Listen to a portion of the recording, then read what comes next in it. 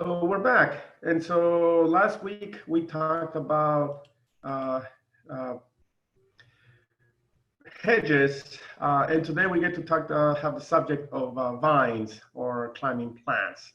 And here's an earlier photograph of our rose garden that we pruned the roses. And the structure that has the climbing ladybanks, which the ladybanks is a climbing rose. So it's been a couple of years that Kevin has been training it and shaping it and pruning it to make it kind of go and fill in all of the gaps. And so that is one of the first things that we have to define. What exactly is a vine? And so a vine is nothing more than a climbing shrub. So it's a group of plants that have evolved to fill a specific niche. So in the competition, they figured that they were able to climb on top of other plants, on top of rocks, on top of structures. They'll have the upper hand and they'll be able to gather the light which is necessary. And if there's nothing for them to climb onto, they'll simply crawl on the ground, and that's how they're going to survive. And so they fill in a specific niche in gardening, and they will require some pruning. So here is the rose, and here is from a different view with our formal hedge that we planted back in the days, because that was going to be the training area for the students in pruning the formal hedges. So here's a different structure with another Lady Banks rose. So in this case, it requires a support, so something to cling onto or something, somebody to tie it. So it's going to be a combination of tying and training to make it look really, really nice. Here's a side view, which in this case, they're using just a trellis. And so one of the most important things with vines is that you need to give them a defined space, whether that be 5 feet, 10 feet, 20 feet, whatever footage you can afford, whatever space you can afford, that is going to be the space for the vine. And once it grows beyond that, then it is time for you to start taking necessary steps in pruning. And so with this yellow ladybanks, it's just the trellis, it's its space, and it's going to remain in that small area. When we are looking at vines, there's something very important that you need to consider, and that is how they climb. What is their apparatus for supporting themselves? And so the first one that we're going to see is going to be a twining vine. Twining vines are going to have a stem that will literally grasp onto a structure, grasp onto whatever climbing structure you're going to provide, and that's how they're going to support themselves. With time, the stem will get thicker, and there is going to be a little bit of a problem in trying to control them if you let them grow out of hand. So here is our wisteria. Wisteria, which you can see some of the tips. You can see where the tips of the stems are very narrow, and here they are. And so the plants have what is known as thigmotropism. Thigmotropism is the ability of plants to move to where they feel. And so during the night at a very slow pace, they're going to be kind of twining and moving and wrapping around and just moving around. And when they feel something, they're going to grab. They're going to begin to grab towards that, and that's how they're going to find which way to go. So thigmotropism, the ability of plants to grasp because of touch. And so that's what's going to happen with our wisteria. So this brand new shoots will kind of look for areas to grasp, and when they feel it, they'll grab, whether it be a plant, whether it be a structure, whether it be the house, whether it be the light post, you name it, they'll grab onto anything. Here is star jasmine, which is also very common. So here it's been used to kind of cover a fence. Yes, it'll twine, it'll cover the fence. Here you can see the stem as is wrapping around, and you can see where they've done some pruning. And so when the stems keeps wrapping around an area, it'll keep on growing. And I mentioned they feel like niche, so some vines are used as a ground cover. So here is star jasmine, which they filled an area, make it green later on with flowers. And the only pruning from here is just kind of the edging, which we see it looks really horrible because they just kind of edge it. And then a little bit on the top to keep it at a certain height. And that's practically all the pruning that is needed for something like this. The second climbing mechanism for plant is going to be a tendril. And I have the word right here. The tendril is a modified leaf or a modified stem. So this is not a twining stem. This is a branch, a side branch of the plant that is going to be able to grasp onto the structure. So here's our trumpet creeper growing on a fence. And the edge or the last leaflet, as you see here, is modified into a stem that is going to grasp when it feels something.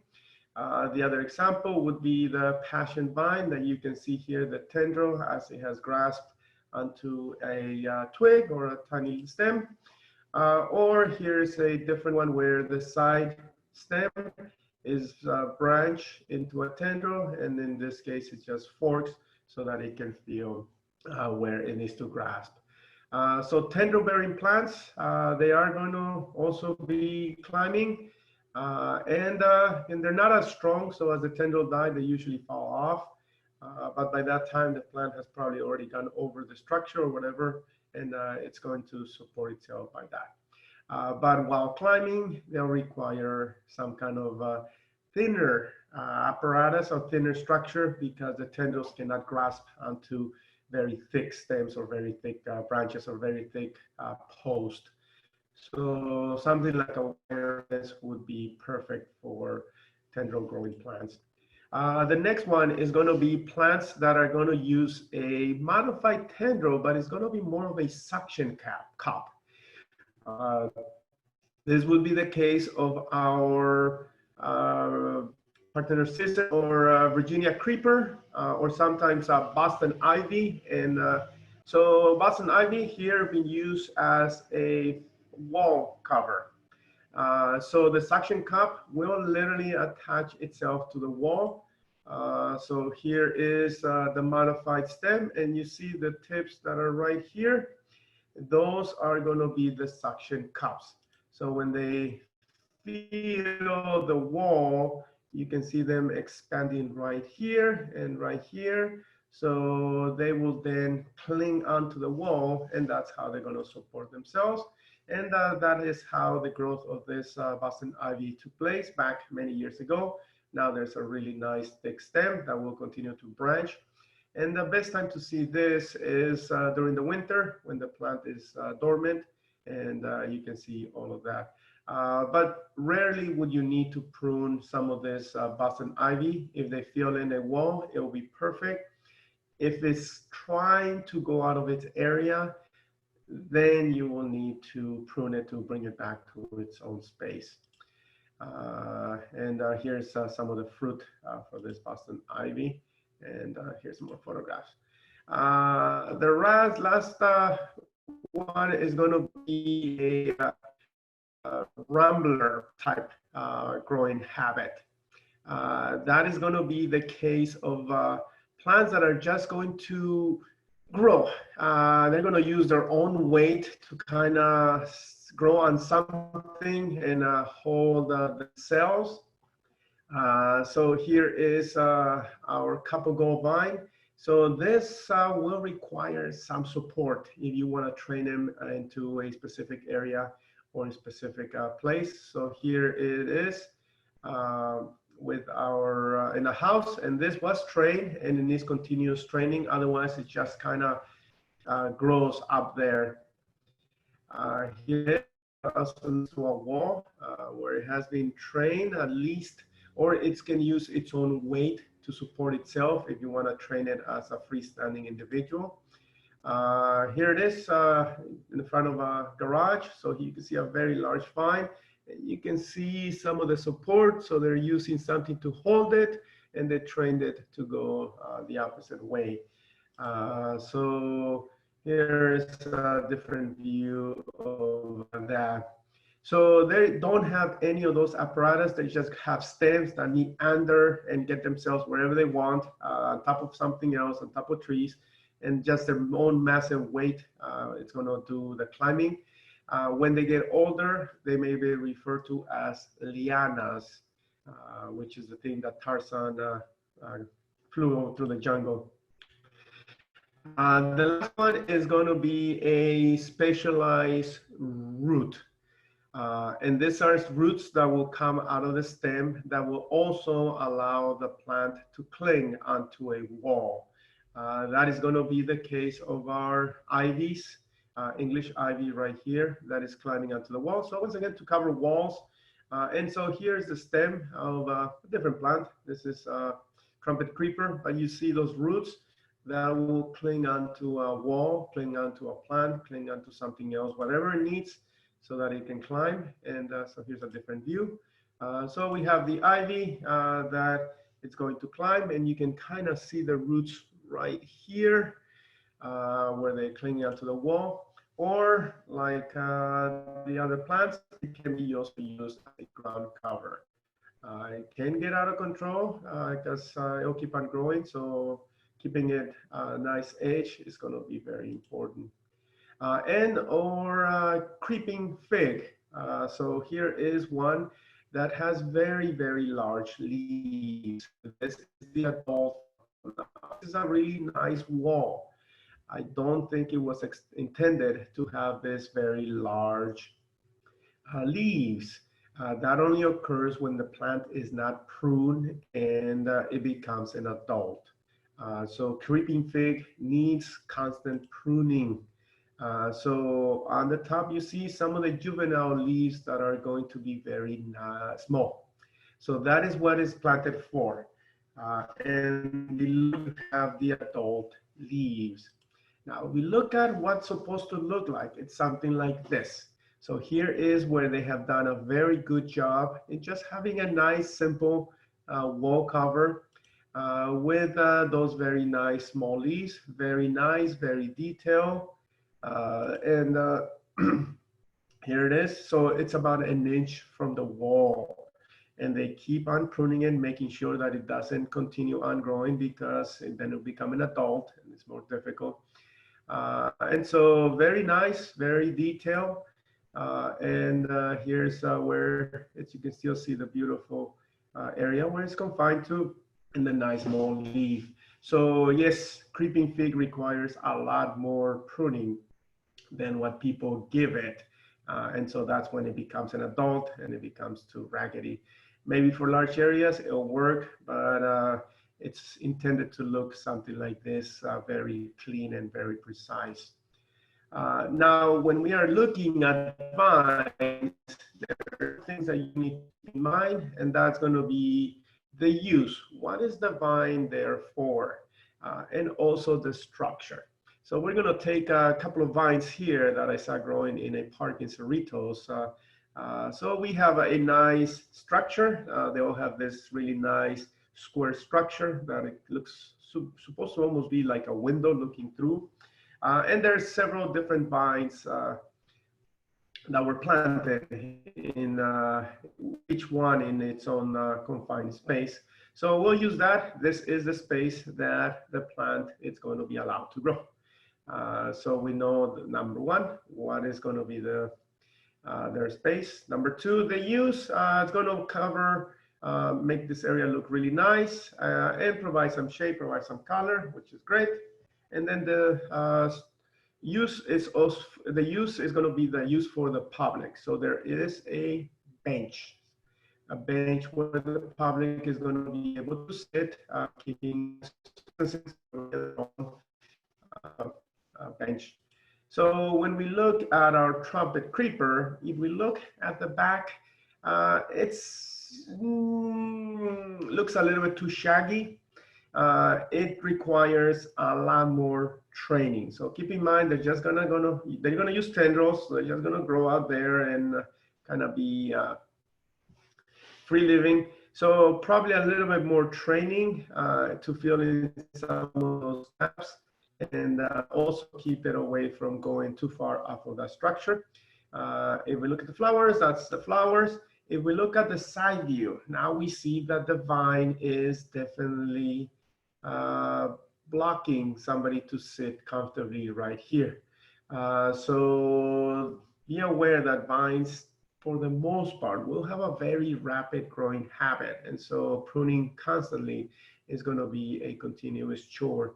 So I see that it requires some pruning because it's now no longer allowing people to sit, or there will be some people that absolutely will not want to touch a plant. So be aware of that. On the side view, it needs a little bit more work. Here is the face view. Which you can see, there has been done some pruning, but it's not as fine and as detailed, so that I'll expose some of the dead material inside, and it just has a very different view than the back. So be aware of that. It might have a very nice view on one side and something really bad on the other side.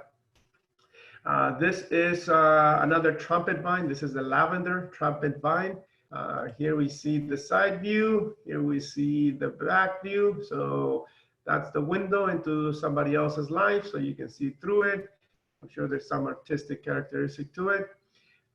Filling so nicely, but it still needs a little more work. From the side, once again, it's already taking more than half of the space that belongs to the public for people to sit comfortably. So that needs a little bit of work. This is a passion vine, Bellotti. So we can see, it's not doing as well as the others. And there's another one. So there's a lot of dead material, and be aware that as vines grow on top of each other, they will shade the underside of the plant, and so stems will die. That is going to be normal, part of the cleanup. And so this one, I'm sure it grew big. The interior died, it got cut back, and it's now recovering. But they exposed a lot of the interior dead wood or dead material that shouldn't be there. The side looks okay. It's covering maybe one slab of this, but it's from the side. It looks not as attractive because of all this dead material that is going to look really ugly. And there's some more right there. And then we have our twining, which is going to be our jasmine. So this is a true jasmine, winter jasmine, Jasminum polyanthemos. From the side view, we have that is the top looks good. The bottom is not blocking too much of the space, and it's kind of well behaved. From the back view, now our star jasmine, I guess I didn't animate it, those other jasmine. So this is now star jasmine, here being used in the structure. We saw it before as a cover and fence cover. It will eventually get to this, no problem. I guess it has already been there, and maybe they pruned it too hard, but it's looking okay. The face looks like this, and the side view just a little bit too much. Also be aware that some of these vines could be poisonous. This is the case of star jasmine, so it does bleed white sap, and you probably don't want people leaning against it. So that would be another concern or something else that you need to keep in mind. So it needs a little bit of work. And then our Rambler, it's going to be our bougainvillea. It's used in many areas, loaded with a lot of prickles and a lot of spines. So it doesn't really have any of those apparatus. It just grows wherever it wants. So here, very rapid growth habit. It probably had no problem reaching the top, and now they have started to cut it at a certain height. And you can see a lot of dead material inside. Here's a different view, which once again, you don't want people to be leaning against it because of the prickles and the spines and everything else that could hurt them. This is not as happy as the next one. So here's a side view, taking a lot of it. This is probably how it should look. So I'll say maybe one out of all of those is doing as well as they intended to. So this, I would say this would be a perfect view right now, perfect look. You have a nice frame for our bench. From the side view, it doesn't look as good. So it's blocking the people's area for sitting down. So unless you're going to be scraping as you go through there and sit back and lay back, it might not be as recommended. Just a few more photographs, just another passion vine here growing as a fence, but you see there are some wires. There's some structure that is allowing the vine to grow. Here looking kind of nice as a fence cover. Here we have it on a structure, so an arbor, so just kind of flopping over once it has reached that height. Here is our glory vine. So this one uses tendrils, but I guess it can also climb and just cascade over once it has reached some of the height. And this is many years ago. We had that wisteria that Kevin keeps trying to save. So there is a little bit of a plant aside that is going from here, and keeps nursing back to health. So at one point, it started here and it was trained to go along the roof all the way to the office door before we had that deck. And then we have our Easter lily vine here in front of a porch. Once again, trained to look and be here, and that's where it's going to remain, and that's going to have those flowers. So vines, and there's a niche, there's a space for them, and if you train them properly, they could be very, very nice. They could be a little bit of work in pruning and training, but there is definitely a nice place for them in the garden. So, and here's the flowers for Easter lily, since Easter is right around the corner. And so with that, I will end up this, and I'll post a new one on Thursday. So have a good day.